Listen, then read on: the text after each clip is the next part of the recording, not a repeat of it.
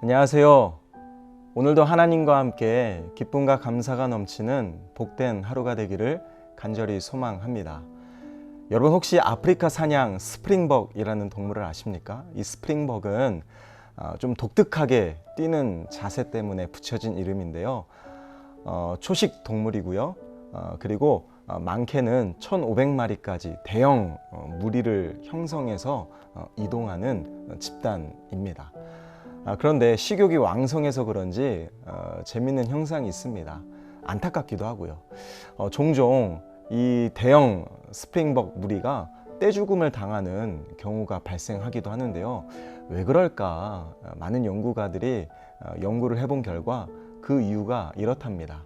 이 스프링벅은 식욕이 뛰어나기 때문에 자기 눈앞에 있는 풀을 뜯어먹다가 자기보다 앞에 있는 양이 상대적으로 더 많은 풀을 먼저 먹게 될 거 아니에요? 그러면 뒤에 있는 양이 앞으로 훌쩍 점프한답니다. 그러면은 그 앞에 있는 양은 뒤에 양이 자기를 앞지르기 때문에 또 뒤처지지 않기 위해서 또 앞을 향해 뛰고, 그러다 보니까 수천 마리에 이르는 대형 이 무리가 전체적으로 뛰기 시작해서 이제는 걷잡을 수 없는 속도로 맹목적으로 막 앞을 향해 달려나가다가 그게 뭐 강이라든지 아니면 절벽에 이르면 스탑을 하지 못하고 계속 밀려서 집단적으로 떼죽음을 당한다. 이게 일종의 스프링벅 현상입니다. 오늘날 의미 없이 맹목적으로 살아가는 우리들의 현실을 향해 이 스프링벅 현상은요, 큰 경종을 울리곤 하죠. 그런 의미에서 저는 이런 생각을 해보게 됩니다. 우리가 이 땅을 살아가면서 정말 하루하루 가치 있고 의미 있게 살아가는 것이 얼마나 중요한가. 저는 저와 여러분들이 오늘도 하나님의 은혜 가운데 정말 하나님 나라의 증인으로 가치 있고 의미 있는 행복하고 기쁨이 넘치는 복된 하루가 되기를 간절히 소망합니다. 특별히 오늘 말씀을 보면 부활의 주님을 만나서 인생의 목적과 인생의 가치와 인생의 기준 자체가 완전히 변화된 예수님의 제자들, 사도라고 말하죠. 이들의 멋진 고백을 알 수가 있습니다. 오늘 본문의 배경은 예수님의 부활의 소식을 선포하고 증거했다라는 이유만으로 이 사도들이 대제사장과 여러 무리에게 사로잡히는, 그래서 신문을 당하는 장면이 오늘 본문의 배경입니다. 그런데요, 오늘 말씀을 보면 이 베드로 사도는요, 정말 담대하고 당당하게 이 부활의 복음 또 믿음을 놀랍게 선포합니다. 엄청난 고백이에요.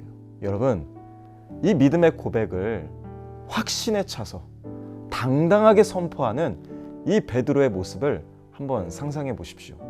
소름이 돋지 않습니까? 얼마나 이 믿음과 확신에 차 있으면 이 멋진 이 고백을 수많은 사람들 앞에, 심지어 신문을 당하고 있는 을의 입장인데도 불구하고 당당하게 선포하는 거예요. 그런데 그거 아십니까? 지금 이 베드로는 누구에게 붙잡혀 있죠?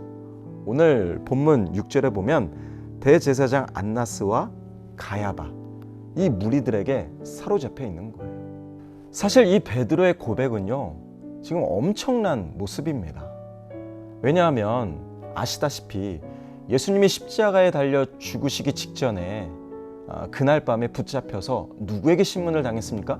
요한복음 18장에 보면 대제사장 안나스와 가야바의 이름이 거기에 동일하게 나옵니다. 다시 말하면 지금 베드로는 일전에 예수님의 그 죽음 앞에 무려 다 굴기 전 3번이나 자기 목숨 하나 구하겠다고 두려워 벌벌 떨면서 예수님을 부인했던, 그 겁먹었던 베드로가 지금 똑같은 대제사장 안나스와 가야바를 앞두고 당당하게 부활의 복음을 선포하고 있는 거예요. 대체 이 베드로의 당당함과 담대함이 어디서 시작된 걸까? 대체 이 베드로가 어떻게 이렇게 바뀐 것일까?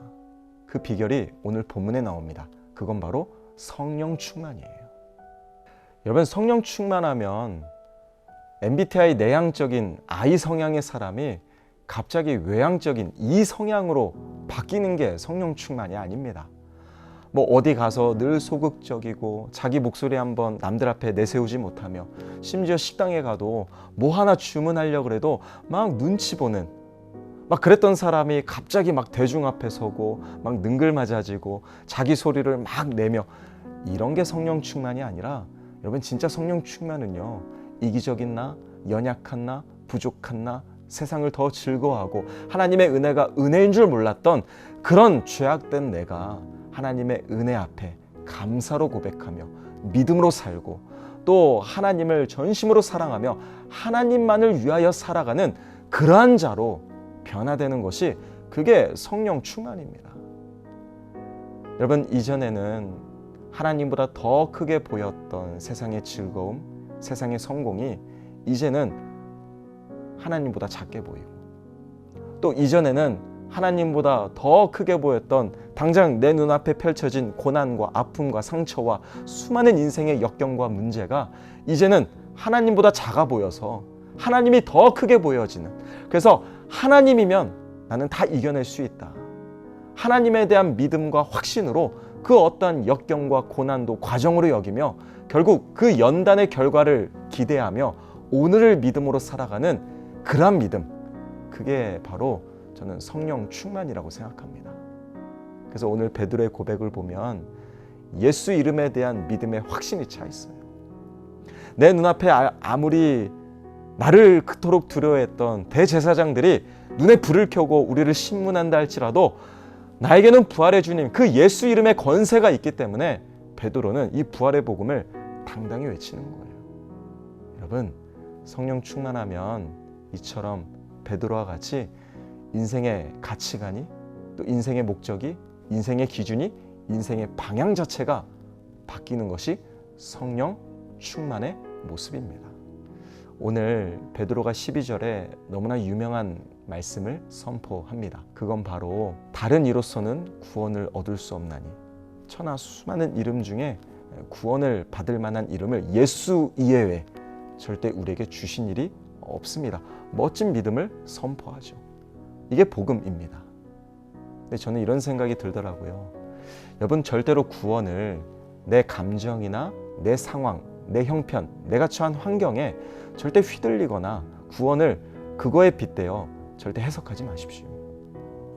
우리가 한 건 오직 예수님만이 나의 구주이십니다, 구주 되신 예수 그리스도를 믿겠다라는 그 입술의 고백뿐인데, 하나님은 이 고백 이후에 우리를 왕의 자녀로 삼아주시고 우리를 끝까지 영원토록 책임지시며 지키시고 보호하시며 하나님의 자녀로 그 은혜를 넘어서 하나님의 사명자로 살아갈 수 있는 이 놀라운 특권을 주셨으니, 저는 저와 여러분들이 날마다 은혜 앞에 믿음으로 서고 또 가장 가치 있고 가장 의미 있는 멋진 인생이 저와 여러분들의 삶이 되시기를 예수님의 이름으로 축원합니다.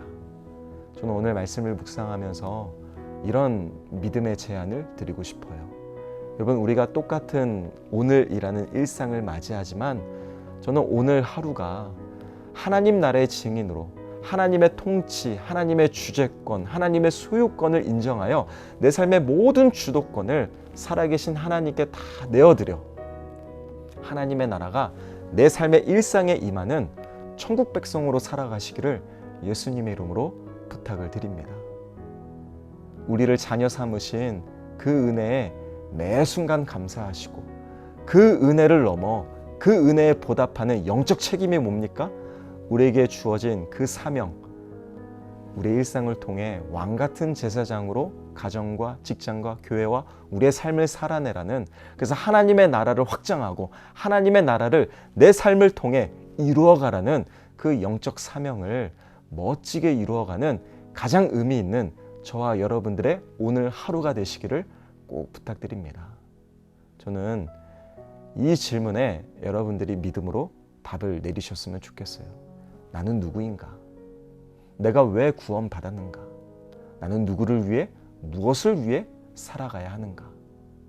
가장 가치 있고 의미 있는 인생이 되려면 오늘 나는 당장 내 일상 속에 무엇을 해야 될 것인가? 저는 이 질문에 믿음으로 답을 내려 오늘 하루 가장 가치 있고 가장 의미 있는 멋지고 축복된 저와 여러분들의 행복한 하루가 되시기를 예수님의 이름으로 축원합니다. 함께 기도하겠습니다. 사랑의 아버지 하나님, 우리가 오늘 하루도 하나님이 꿈꾸시는 하나님 나라의 증인된 삶을 살아내게 하시고 나를 구원하신 그 은혜에 깊이 감사하며 오늘 내게 주어진 일상에서 천국 백성답게 하나님의 나라를 이루어가는 가장 가치 있고 가장 의미 있는 우리들이 되게 하여 주시옵소서. 감사드리며 우리를 사랑하시는 우리 주 예수 그리스도 이름으로 간절히 기도합니다. 아멘.